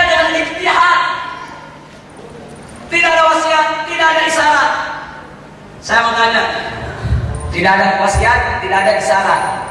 Saya menanya, Ansor kumpul untuk musyawarah berijtihad, berhak tidak? Berhak. Nggak ada wasiat, nggak ada isyarat. Baik, Aus minta yang jadi pemimpin dari mereka, berhak kan? Khosroj minta yang pemimpin dari mereka, berhak kan? Terus Sayyidina Abu Bakar datang berijtihad menawarkan Abu Bakar atau Abu Ubaidah, berhak tidak? Kemudian keputusan mereka semua Abu Bakar jadi khalifah, berhak tidak? Kemudian setelah itu saudara Sayyidina Ali tidak memberikan baiat karena berdasarkan ijtihadnya mestinya Ahlul Bait ikut diajak musyawarah. Sayyidina Ali berhak tidak ijtihad? Kemudian setelah 6 bulan Sayyidina Ali berijtihad, ternyata kepemimpinan Abu Bakar ini bagus, harus didukung oleh Ahlul Bait, diberikan baiatnya. Itu ijtihad Ahlul Bait juga. Ahlul Bait berhak tidak ijtihad? Berhak. Ada di situ yang dikafirkan? Ada yang dibodohkan? Nah inilah yang perlu kita ketahui. Jika dengan ijtihad, maaf, ini maksudnya Ahlus Sunnah wal Jamaah, bahwa Ali dan Ahlul Bait berhak untuk ijtihad. Abu Bakar, Umar, Utsman dan sahabat juga berhak untuk ijtihad. Nah, hukum ijtihad apa? Kalau benar, 2. Kalau salah, 1. Ada yang dikafirin tidak? Andai kata Abu Bakar benar dengan ijtihadnya jadi khalifah, dapat pahala berapa? Andai kata salah, dapat pahala berapa? Tidak ada kafir sudah. Ini pendapat Ahlus Sunnah wal Jamaah. Konsekuensi akidah Ahlus Sunnah wal Jamaah adalah pemuliaan semua sahabat saudara. Tidak ada pembodohan, tidak ada kefasikan, tidak ada pengkafiran, baik terhadap keluarga Nabi maupun terhadap sahabat Nabi. Saya tanya, berarti akidah Ahlus Sunnah wal Jamaah ini di tengah-tengah tidak saudara? Tengah-tengah, wasatiyah. Hati-hati, cermat, teliti saudara. Inilah Ahlus Sunnah wal Jamaah. Nah, ringkesannya, ikhtisar konsekuensi akidah. Kalau ada wasiat, baik untuk Abu Bakar maupun Ali, maka itu bisa mengantarkan kepada pengkafiran. Kalau isyarat, itu bisa mengantarkan kepada penghinaan. Kalau ijtihad, semua dimuliakan saudara. Alhamdulillah. Dari sini kita ambil hikmahnya. Apa hikmahnya? Sikap Sayyidina Abu Bakar dan Sayyidina Umar di Saqifah Bani Sa'idah sudah tepat dan benar, karena untuk mempersatukan umat Islam, bukan untuk merebut kekuasaan. Ini akidah Ahlus Sunnah saudara. 2. Sikap Ali dan Ahlul Bait selama 6 bulan tidak membaiat Sayyidina Abu Bakar juga sudah tepat dan benar, karena beralasan kuat, bukan karena hawa nafsu, karena alasan ijtihad saudara. Dan itu pun Sayyidina Ali tidak mengganggu kekhilafahan Sayyidina Abu Bakar. Apa ada dalam sejarah selama 6 bulan Sayyidina Ali berontak saudara? Apa ada Sayyidina Ali demonstrasi? 6 bulan tidak baiat, duduk di rumah, urus istri yang sakit, tidak mengganggu pemerintahan saudara. Bahkan pada akhirnya Sayyidina Ali dan Ahlul Bait memberikan baiat kepada Sayyidina Abu Bakar. Artinya ini semua menunjukkan bahwa khulafaur rasyidin Abu Bakar, Umar, Utsman dan Ali, setelah kita kupas semua fakta dan konsekuensi akidahnya, 1, mereka semua memiliki prinsip. Abu Bakar punya prinsip, Sayyidina Ali juga punya prinsip, walaupun prinsip mereka harus berbeda dalam ijtihad saudara. 2, masing-masing cerdas dan berilmu saudara, nggak ada yang bodoh. 3, semuanya gagah dan berani saudara. 4, semuanya berjiwa besar. Sayyidina Ali walaupun merasa kami Ahlul Bait mesti diajak bicara, tapi jiwanya besar, nggak demonstrasi, nggak berontak saudara. Nggak ada salahnya dong kalau beliau 6 bulan mengurus istri, tidak ikut campur urusan pemerintahan, beliau nggak mengganggu kok. Ini namanya jiwa besar saudara. Lagi pula menurut Ahlus Sunnah, andai kata ada wasiat buat Sayyidina Ali, hei Ali kau jadi khalifah setelah Nabi, andai kata ada wasiat, tahu-tahu diambil oleh Sayyidina Abu Bakar, niscaya Ali angkat-angkat pedangnya sudah. Enggak mungkin Sayyidina Ali diam kalau wasiat Nabi dilanggar. Enggak mungkin Ahlul Bait diam kalau wasiat Nabi dilanggar.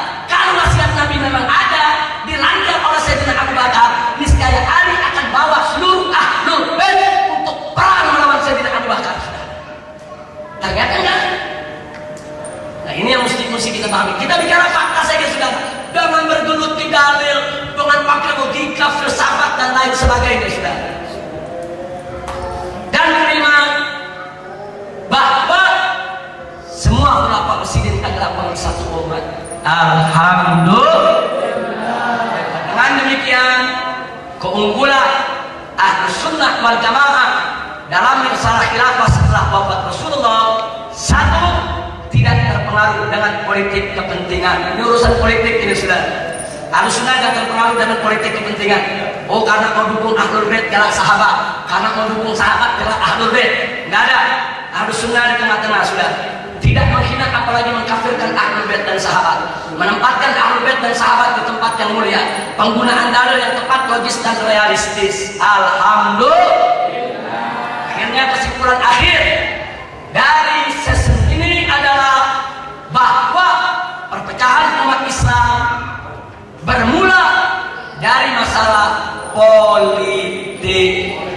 Selanjutnya, perpecahan ini berpengaruh dalam berbagai macam permasalahan usul dan furu, saudara. Ini sumber persoalannya. Akhirnya mereka yang cinta dengan dalih cinta kepada Ahlul Bait untuk mempertahankan Ahlul Bait, mereka lupa mereka mencaci maki sahabat. Akhirnya mereka dengan dalih cinta kepada sahabat, mereka lupa kelibatan, mereka mencaci maki Ahlul Bait, saudara. Mereka terjebak dalam cintanya, mereka terjebak dalam pembelaannya. Ahlus Sunnah nggak boleh terjebak, saudara. Kita cinta kepada Ali, nggak mesti caci maki sahabat. Cinta kepada sahabat, nggak mesti caci maki Ahlul Bait. Karena Ahlul Bait dan sahabat semuanya orang-orang mulia di sisi Allah dan Rasulnya. Alhamdulillah. Itu saja yang bisa saya sampaikan dalam pertemuan ini.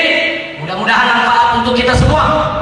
Dan akhirnya sampai di sini daripada pertemuan kita untuk hari ini, saya serahkan dulu kepada Habib Abdul Rahman. Silakan Habib Abdul Rahman. Dari saya, wassalamualaikum warahmatullahi wabarakatuh. Alhamdulillah, mudah-mudahan insyaallah bisa memberikan pencerahan bagi pemikiran dan wawasan kita, sehingga kita bisa memposisikan pada posisi yang tepat di tengah perselisihan yang muncul di tengah-tengah umat Islam, dan kita bisa menyikapi setiap kelompok-kelompok itu dengan arif dan bijaksana. Kemudian sebelum ini kita tutup, kita berikan kesempatan kepada dua atau paling banyak tiga dan peserta daurah yang ingin mengajukan pertanyaan. Fadhil. Halo, Assalamualaikum warahmatullahi wabarakatuh. Kami Santri Nurul Koti ingin bertanya, kami sangat cinta Habib Rizik dan mudah-mudahan Habib Rizik selalu diberi panjang umur oleh Allah. Kita sebagai ahli sunnah, kalau memang kesimpulannya adalah politik itu merupakan sebuah perpecahan umat, apakah kita ahli sunnah di Indonesia ini, bagaimana sikap kita? Apakah kita harus berpolitik atau tidak? Satu, kenapa politik di Indonesia ini tidak lepas seperti yang telah disimpulkan oleh Habib tadi, selalu ada perpecahan. Kita lihat saja dari PKB, PKI dan semuanya penuh dengan intrik dan saling menjatuhkan. Apakah kita di ahli sunnah di Indonesia ini masih tetap mengajukan berpolitik, ataukah kita lebih dalam jalan dakwah saja? Nomor dua, bagaimana kita dalam menyikapi Syiah di Indonesia? Sedangkan Syiah itu masih bermacam-macam. Apakah Syiah itu semuanya kita perangi dan kita ganyak Syiah semuanya, ataukah bagaimana? Terima kasih. Terima kasih. Assalamualaikum warahmatullahi wabarakatuh. Waalaikumsalam warahmatullahi wabarakatuh. Ada satu lagi? Kalau tidak ada, kita cukupkan dulu, kita jawab. Silakan. Satu lagi. Assalamualaikum warahmatullahi wabarakatuh. Waalaikumsalam. Ini kalau saya mengikuti video. Setelah kami merujuk kepada materi tadi, bahwa Syiah itu sudah ada di masa Rasulullah, masih ada. Setelah kami merujuk kepada materi ini, dan pertanyaan saya, apakah Syiah itu memang sudah ada di masa Rasulullah, atau memang Syiah itu baru keluar atau ada setelah perpecahan yang terjadi? Ini pertanyaan saya, karena menurut sejarah yang kami pahami, Syiah itu keluar atau muncul setelah ada perpecahan, yaitu setelah ada kepemimpinan. Mohon pencerahan dari televisi. Terima kasih. Waalaikumsalam warahmatullahi wabarakatuh. Terima kasih. Ada dua pertanyaan, dua-duanya sangat bagus, sangat fokus. Jazakumullahu khairan. Karena pertanyaan kedua menyangkut politiknya, saya jawab nanti setelah pertanyaan yang pertama menyangkut politik, saya jawab yang kedua. Saya jawab yang kedua dulu. Syiah dalam pengertian madhab yang kita kenal sekarang di zaman Nabi tidak ada. Syiah dalam pengertian madhab, tapi Syiah dalam pengertian pencipta Ahlul Bait, memang Nabi pernah mengatakan, ya Ali anta wa syi'atika fil jannah. Hei Ali, engkau dan pengikutmu masuk surga. Nah, Al-Imam Syahrastani di dalam kitab Al-Milal wal Nihar, dalam kitab Al-Milal wal Nihar itu menjelaskan dengan kaidah depan bahwa sesungguhnya mazhab ulama salaf, maksudnya mazhab Ahlus Sunnah wal Jamaah, itulah Syiah Ali yang sebenarnya. Nah, kenapa? Karena mereka tidak terjebak dalam cinta kepada Sayyidina Ali. Artinya cinta mereka kepada Sayyidina Ali tidak membuat mereka mencaci maki para sahabat. Nah, maka itu orang-orang Ansor itu disebut Syiah Ali, karena mereka dikenal sebagai pecinta Sayyidina Ali. Tapi Syiah di sini artinya bukan madhab, pengikut.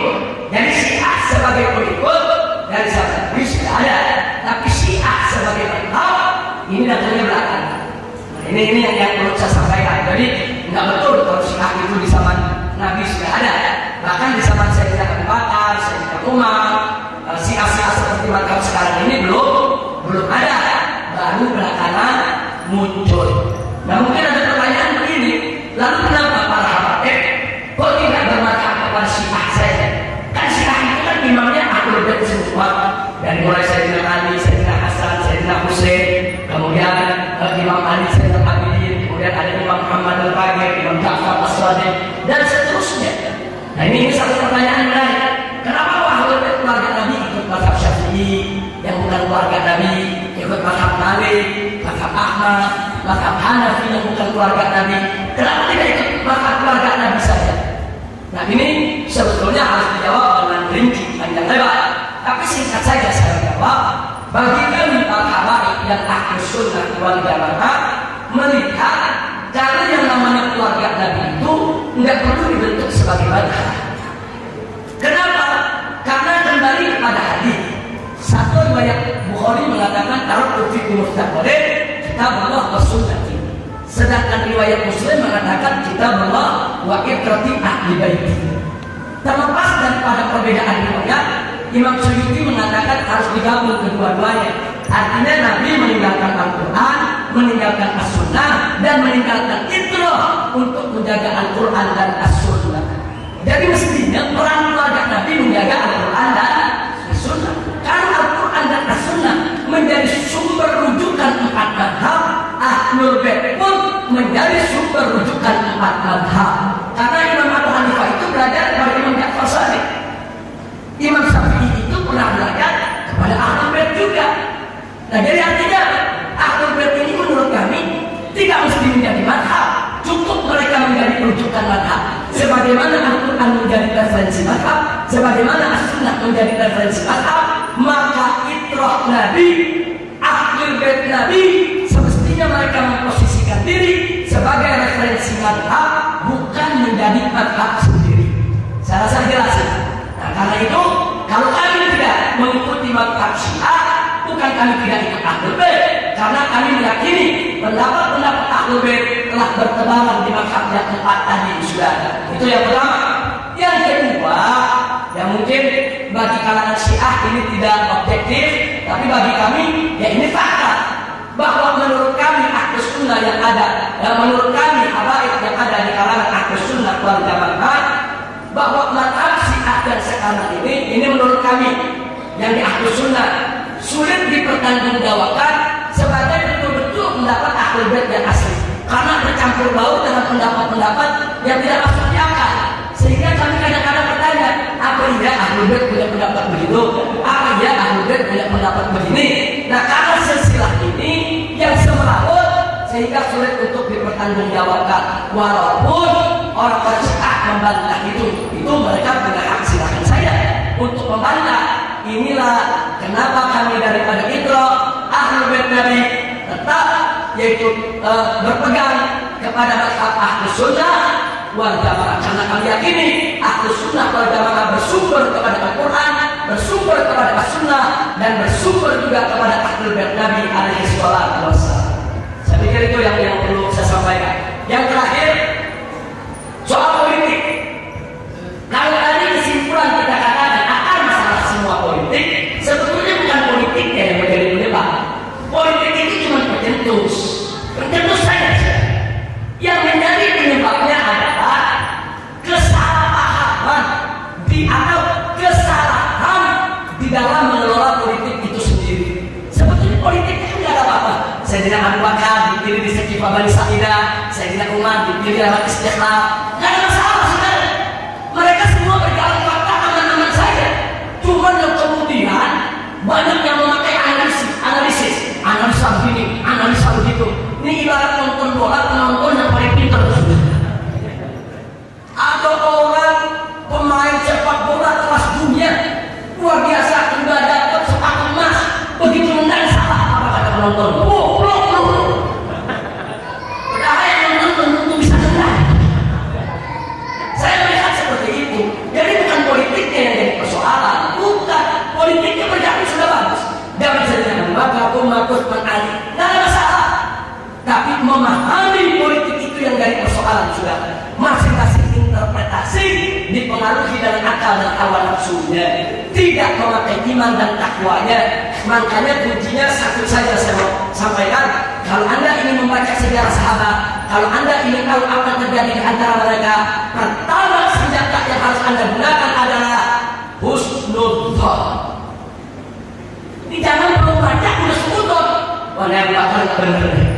Wah, Umar nggak bener. Udah, kalau Anda udah sekutot, walaupun saya tidak Abu Bakar dan saya tidak Umar itu benar, semua kasusnya pasti akan kita artikan secara negatif. Begitu juga kalau sudah sekutot sama Ahlul Bait. Nah, ini saya tidak Ali kan benar, ya, karena saya tidak Ali ini dengan kekuasaan. Terus Anda baca sejarah, pasti Anda akan negatif terhadap saya tidak Ali. Tanamkan husnudzon.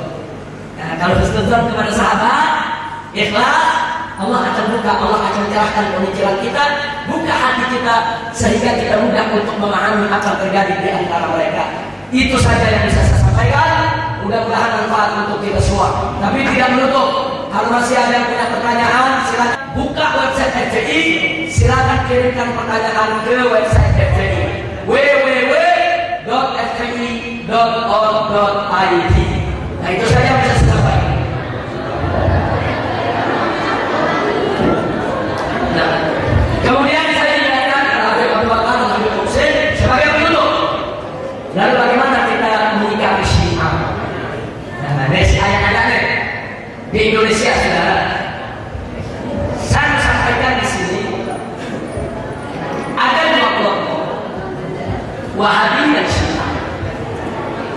Wahabi ada yang ekstrim, mengkafirkan umat Islam yang lain, termasuk Asy'ari dikafirkan juga.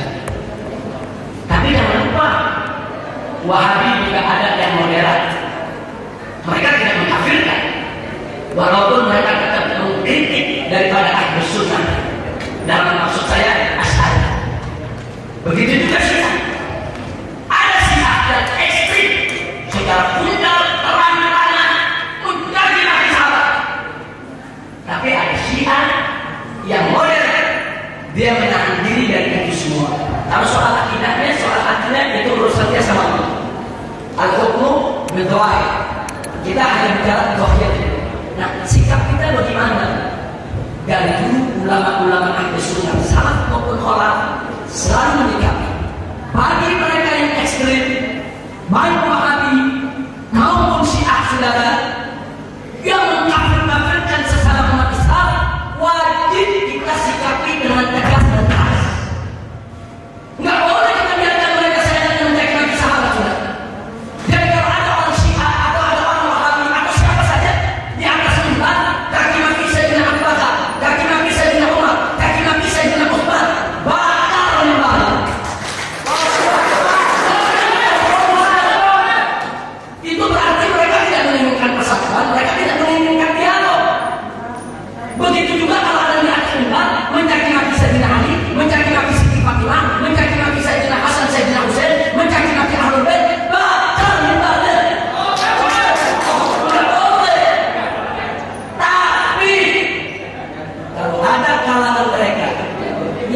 mengkritik Ahlul Bait, mengkritik Sayyidina Ali, mengkritik Sayyidina Husain, atau mengkritik Sayyidina Abu Bakar, Umar dan Utsman, atau mengkritik Siti Aisyah dengan ilmu wal adab, dengan ilmu dan akhlak, dikritik dari Ahlus Sunnah.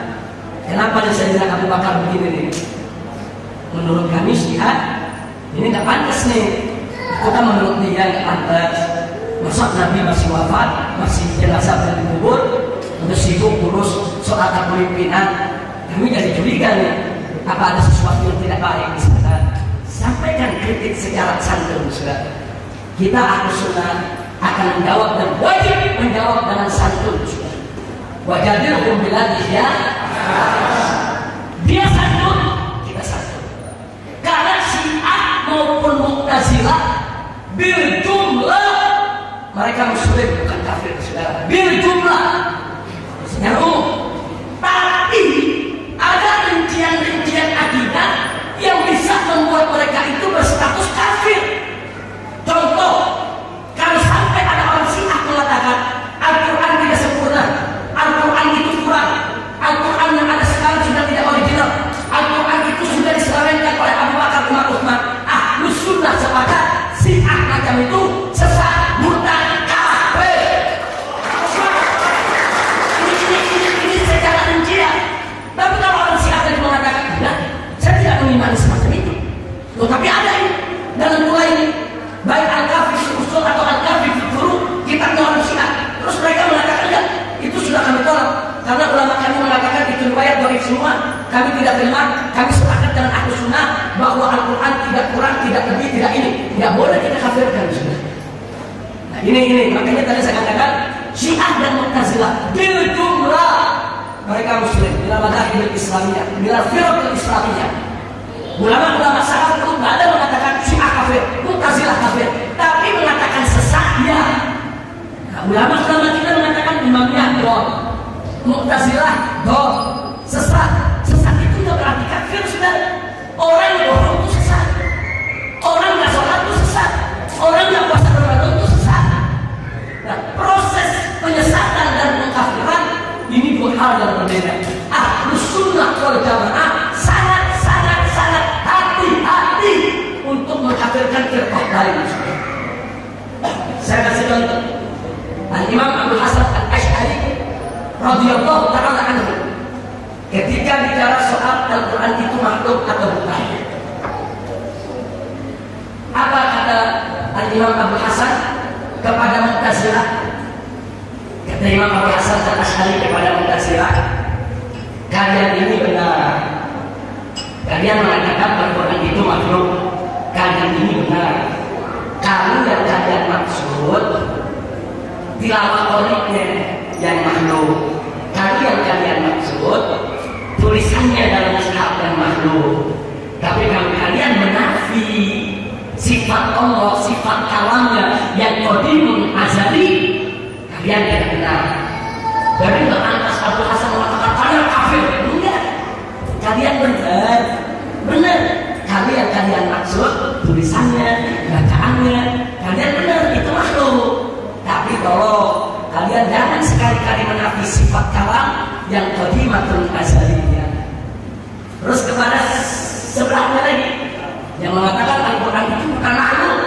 Apa kata Imam Abu Hasan Al-Asy'ari? Kalian juga benar. Kalau yang kalian maksud itu kalamullah yang punya sifat qadimat azaliyah. Tapi kalau bacaan qori, tulisan di mushaf kalian bilang bukan makhluk, nggak betul. Ini coba lihat sikap Imam Abu Hasan Al-Asy'ari. Nggak gampang ngafirkan. Satu lagi soal kodok dan kodak. Ada kelompok kodanya, ada kelompok jabariyah. Kelompok jabariyah mengatakan manusia semua udah ditentukan oleh Allah, nggak punya hak pilih. Qadariyah sebaliknya, setiap manusia bisa menentukan nasibnya sendiri. Apa kata Imam Abu Hasan Al-Asy'ari kepada kelompok Qadariyah? Kalian benar. Kalau yang kalian maksud bahwa manusia ini diberikan hak pilih oleh Allah untuk menentukan dalam hidupnya, tapi salah. Kalian jangan menafi kekuasaan dan kebesaran Allah serta pengetahuan Allah yang serba menentukan.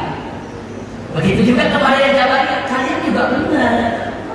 Kalian maksud Allah itu maha kuasa, ilmu Allah itu maha luas, meliputi segala sesuatu, sampai setiap tindakan kita ada dalam ketentuan Allah. Kalian benar, tapi kalian jangan menafik hak ikhtiar yang Allah berikan kepada manusia. Saya tanya, pindah itu mah apa saja sebenarnya. Jadi jangan kalau ada orang mengatakan Al-Quran itu kurang, tanya dulu. Maksud Anda ini kurang apa? Karena yang kalian maksud kurang, dulu ada ayat Allah turunkan, terus dimaksudkan. Seperti ayat rajam, seperti ayat rodoah, saudara di Ahlus Sunnah juga ada. Karena yang kalian maksud, dulu ada ayat Allah hapus, mimba dan nasib bermaksud, ya nggak apa-apa.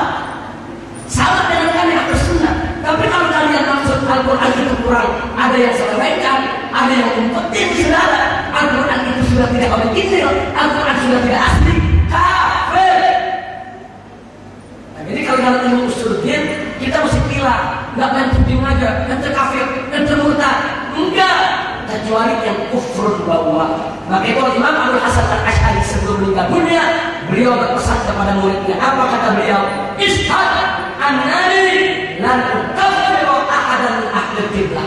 Saksikanlah, aku bilang murid, sampaikan kepada yang lain, aku Abdul Hasan Al-Asy'ari, demi Allah tidak akan mengkafirkan seorang pun daripada ahli qiblah. Nah, ini yang menjadi pegangan mazhab Asy'ari juga. Jadi kan kita toleransi kepada mazhab yang ada, bukan berarti kita benarkan mereka. Makanya di front pembela Islam, kenapa Wahabi kami bagi tiga, kenapa Syiah kami bagi tiga, bukan buat bela Syiah. Kami bagi tiga. Syiah yang pertama golongan bulat, golongan yang mempertuhankan Ali, golongan yang mengatakan Al-Quran itu kurang, golongan yang mengatakan Jibril salah menyampaikan risalah, mestinya Ali dari Nabi, bukan Muhammad, saudara. Golongan yang mengatakan Sayyidina Ali lebih afdal daripada Nabi Muhammad. Golongan ini sepakat ulama sesat, murtad, kafir, bukan Islam. Berani. Yang kedua, golongan Syiah Rafidhah. Rafidhah bagaimana? Dia tidak menuhankan Ali. Dia tidak mengatakan yang mesti jadi Nabi itu Ali bukan Muhammad. Tapi secara demonstratif mereka menyerang para sahabat Nabi saudara. Dia hina Sayyidina Abu Bakar, dia hina Sayyidina Umar, dia hina Sayyidina Utsman, bahkan dia hina istri Nabi seperti Siti Aisyah saudara. Ini kelompok Rafidhah namanya. Kelompok ini dalam pandangan jumhur Ahlus Sunnah tidak kafir, tapi sesat, menyesatkan. Bagaimana menyikapinya? Perangi sama dengan yang pertama. Cuma beda-beda di istilah. Kalau yang pertama kufur bawah, kalau yang ini sudah ada Ahlus Sunnah jumhur tidak mengkafirkan mereka. Yang ketiga, golongan yang muktadir. Maksudnya muktadir bukan berarti mereka benar. Bisa jadi mereka menyembunyikan kebencian, itu urusan mereka dengan Allah. Bisa jadi mereka menggunakan takiyah, saudara. Al-hukmu bid-dhahir, selama mereka tidak berakidahkan bulan, selama mereka tidak bersikap sebagai Rafidhah, maka harus kita hadapi dalam dialog, bukan kita perangi secara fisik, saudara. Nah, kalau di kampung kita ini mulai ketularan Syiah, maka saya minta para ustaz, para kiai, para habaib turun, sadar tidak? Lewat nih, lewat dakwah semacam ini sudah. Kupas satu-satu supaya mereka paham. Enggak cukup kita hanya mengatakan Syiah kafir, Wahabi kafir, tapi kita nggak jelaskan. Yang umat butuhkan sekarang bukan kita mengkafirkan mereka. Yang umat butuhkan sekarang apa dalil Ahlus Sunnah berkenaan dengan akidahnya yang digugat oleh Syiah dan Wahabi sudah. Maka itu hari ini kita dakwah judulnya membentengi akidah Ahlus Sunnah wal Jamaah. Judulnya bukan nyerang Syiah, judulnya bukan nyerang liberal, judulnya bukan nyerang yaitu kepada Wahabi. Tidak, bentengi kita punya akidah sudah, supaya kita tahu yang kita punya. Jangan sampai kita sendiri nggak tahu dalil yang kita punya.